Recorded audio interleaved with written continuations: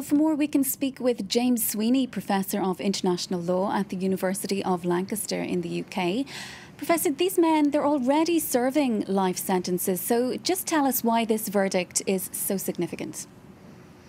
Well, I think, the word genocide rings loud and clear to everyone that hears it. So there's real importance in recognising that what was done against the Vietnamese and the Cham here constituted genocide. But do let me say from the outset that there is no real hierarchy of international crimes, and perhaps the archetypical genocide, the Holocaust during World War II, was prosecuted at Nuremberg as a crime against humanity. But since then, we've developed this extra term in order to condemn actions when they're directed against a specific national, ethnic, racial or religious group. And talk to us a little bit about the tribunal itself. Many say it's perhaps outlived its purpose at this stage, with critics saying that it's been slow, it's been expensive, and ultimately it's been rather unsuccessful.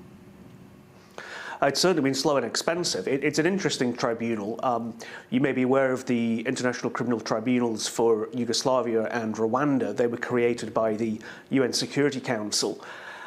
This body was set up as an agreement between the UN and the actual government of Cambodia, but is independent of both.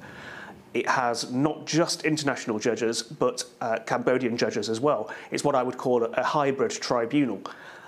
But even the case that we're talking about today, the first hearings took place in 2011, and two of the co-defendants died during the process.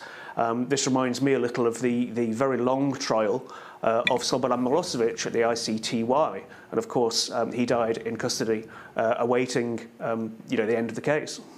And it's also been accused of political interference, hasn't it? I know the Prime Minister himself, he said that he wouldn't allow any new indictments. So what's going to happen now to the tribunal? Has it run its course? Well, strictly speaking, it is independent.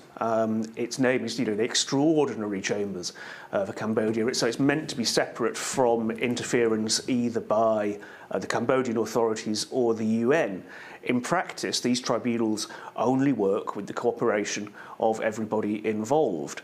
And it is possible that pressure will now be exerted to wrap the whole thing up. But I would imagine that will be done, or at least presented as being done, on financial grounds rather than political grounds. But this verdict, it does of course have symbolic significance for the survivors. Will it provide perhaps a sense of closure to them? What does it mean for those who survived this regime?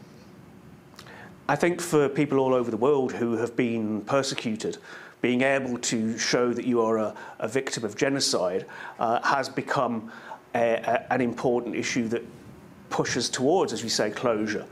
We can see this in respect of Armenia. You can see this in respect of the ethnic Albanians in Kosovo. You can see it where it has not been recognised, I should say, yet in law.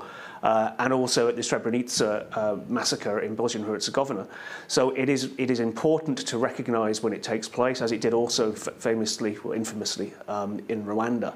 But as I say, crimes against humanity are just as important, and for the person sitting in jail, whether they are incarcerated for crimes against humanity or genocide is beside the point. James Sweeney, Professor of International Law at the University of Lancaster, thanks so much for joining us this afternoon.